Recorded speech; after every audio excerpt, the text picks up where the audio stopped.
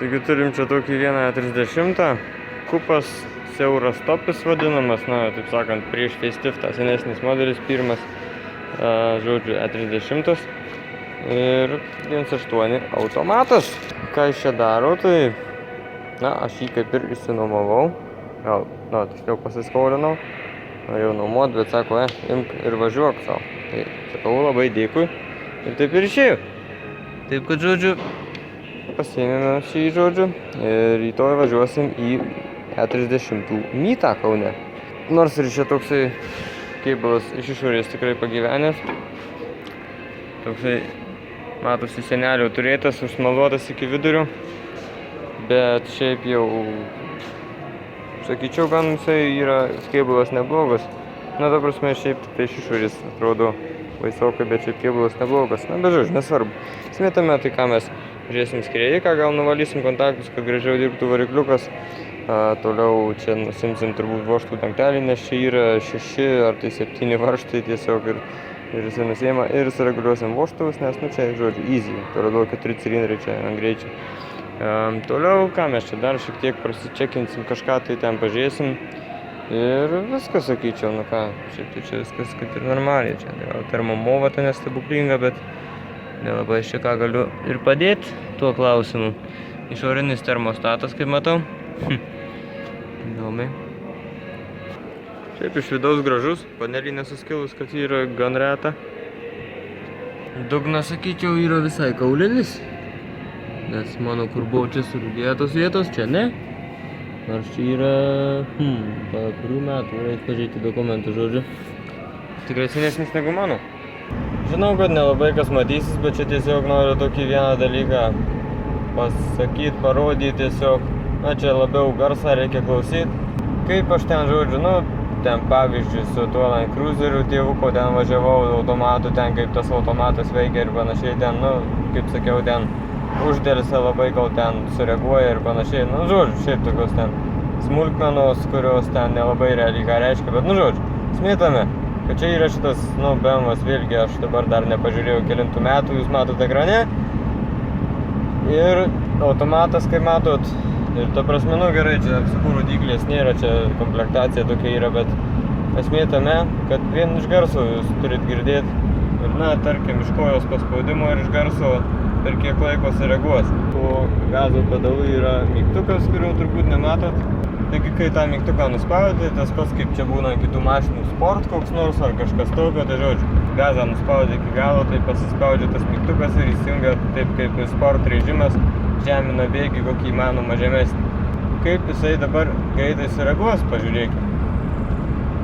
Tiesiog, na, nuspausit iki dugno ir klausykit, kaip greitai perjungs žemiausią bėgį.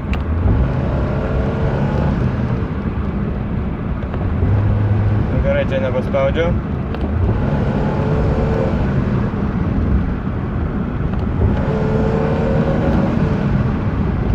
Sakyčiau, kaip tokių metų mašinos, tai čia yra grinai, ta prasme, nusispjovimas ant tų kitų naujesnių mašinų automatų, kad nesugeba padaryti, ta prasme, kad jis normaliai reaguotų. Nes čia aš galiu pasakyti, kad vienas geriausiai reaguojančių automatų, kiek aš važiavęs. Na, ta prasme, aišku, aš tikrai retai važinėjau su automatais, bet tikrai, ta prasme, paspaudė gazą ir jisai iškart perjungė tą žemiausią bėgį. Jeigu paspaudžiu dabar dugną nepaspaudęs iki pat galo, ta prasme, to mygtuko nepaspaudęs, tai irgi pakankam, ta prasme, nežinau, ar čia skiriasi greitis, bet esmė, kad jis nežemina pačios žemiausios, o tiesiog ramiai ten didina greitį, šiek tiek pažeminęs bėgį. O jeigu vėl iki galo,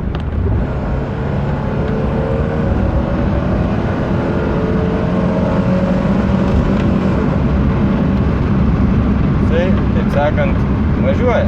Iš šitų paprastų automatų, tokių, kur, kaip sakant, hidraulikos principų veikiančių, tai tikrai yra geras automatas. Nors net juokinga, kad tokių metų padarė žymiai geresnį negu šiuolaikinėse mašinose, kur dar vis dar deda tos hidraulinius, kaip jos dar ten vadinasi. Nu, ta prasme, esmė, kad hidraulikos principų veikiančios dėžės ten. Kągi, už poros valandų mytas. O man neveikia kuro siurbliukas, neužsikuria. Tai zeba, bandom čia dar kažką krapštyti. Ir nežinau, kiek šansų, kad mes čia su juo pajudėsim. Žodžiu, žiauru. Ir kas svarbiausia, taip ir būna, kai pasiskolini mašiną, tai visada kažkas turi sugesti. Su Mariuko pagalba išsiaiškinom vieną tokį dalykėlį, kaip paleisti kuro pompą, kuro siurbliuką be rėlės. Šitą išmani rėlė 7 kontaktų, žodžiu, gaidžiukas. Protingas dalykas ir, nu, čia pati rėlė, aišku, nieko čia protingų, bet žodžiu, čia išmastę taip labai jau šustrai. Smitame čia siurbliukui ištestuotai užtenka 8-7 kontaktą sujungti su 30, 30 yra pastovus pliusas, 8-7 tai čia, tiksliau 8-7B. Tai yra siurbliukas, o čia yra purkštukai 8-7 paprastas, žodžiu 8-7B, 8-7, 30. Tai paprasčiausiai jau atsijungiam ir girdim, kad veikia siurbliukas. Tai dabar pabandykime mes užkurt mašiną. Na ir pajungim su to džemperiu, čia karturėlę įkišom. Kaip girdim, siurbliukas zyzia.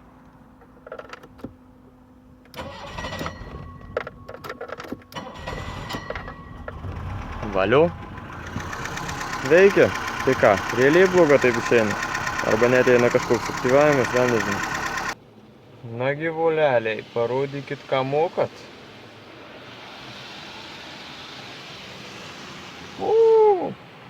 Dūminį uždangą. Girdžiu keistus garsus. Man baisu.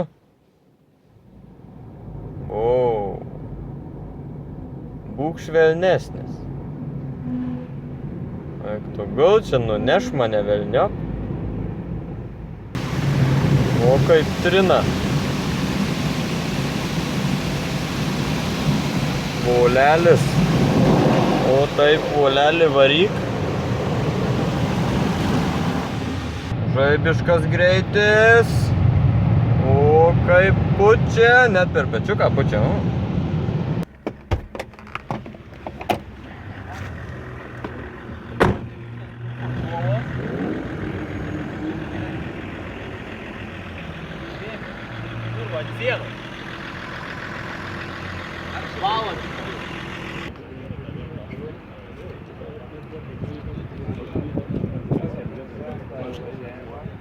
Приятно, 50 €, да. Можно зацимать, но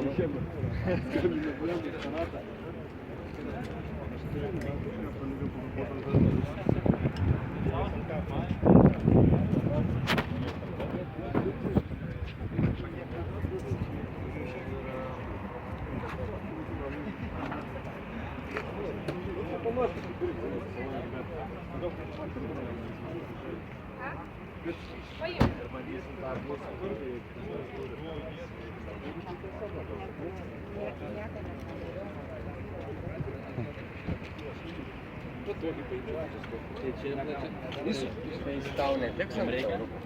Viso? Kiek jūs norite?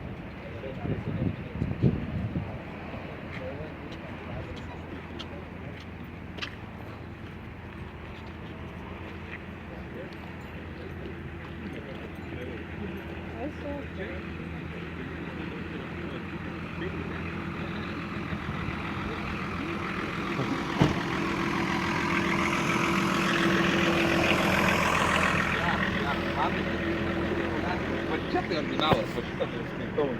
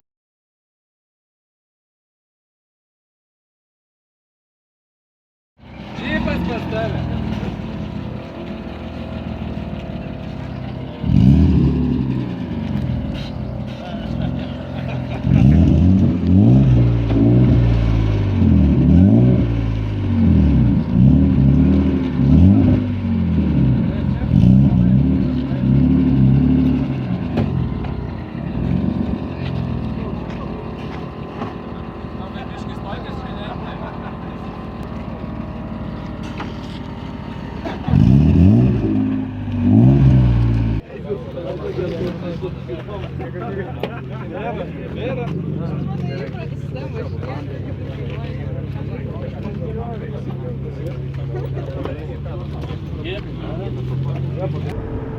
kągi, turiningai pasibuvome 30 mytę, štai dar ten važiuoja vienas kitas. Na jie ten, žodžiu, dar važiuoja iki arenos, ten kažkur pasidėję, ten gal Akropolį ar ką. Žodžiu, aš ten per daug nesitrinsiu, nes, na, šiaip, kaip aš tokio ramaus, nu kaip ne ramaus, o neiškalbingo būdo žmogus esu ir atvažiavau vienas, tai žodžiu, nusprendžiau važiuoti namučių. Šiaip tikrai pamatėm nemažai E30, praktiškai visi E30, kurie buvo, tai buvo tvarkinti, tikrai tokie vat gražūs. Tai manau buvo pats baisiausias, toks, tiksliau ne manau, nu žodžiu, tas pasiskolintas.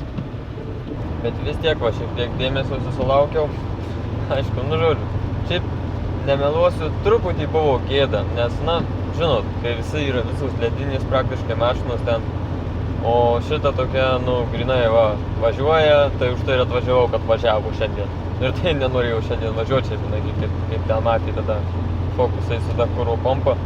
Na, bet žodžiu, šiaip tai tikrai nenusivyliau. Šiaip čia iš esmės pats pirmas yra 30 mytas Lietuvos.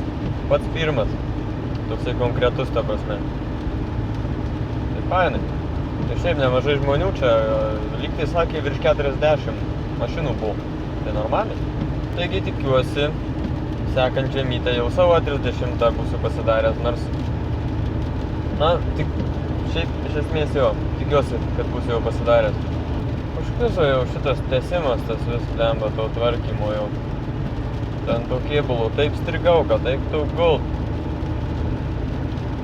Dabar tas skardininkas, kurį buvau kitą radęs, jau viskas, jau ten žiūriu rimtas žmogus. Taip į armiją paėmė jį. Gerai, kiek ten pusę metų jau vėl tenais. Ir tuo labiau, kad pusę metų jau ir taip eilė yra pas jį, tai dar tai jau metai. Nu, žodžiu. Tai dabar dar čia su vienu žmogum čia atvažiavo į mūsų servisą ten. Na, svarbiausia, kas juokingiausia. Kaip aš prie savausi tos aliamblokus ten, žodžiu, tą 30 važiuoklis, nusmėliuotos ir nudažytos.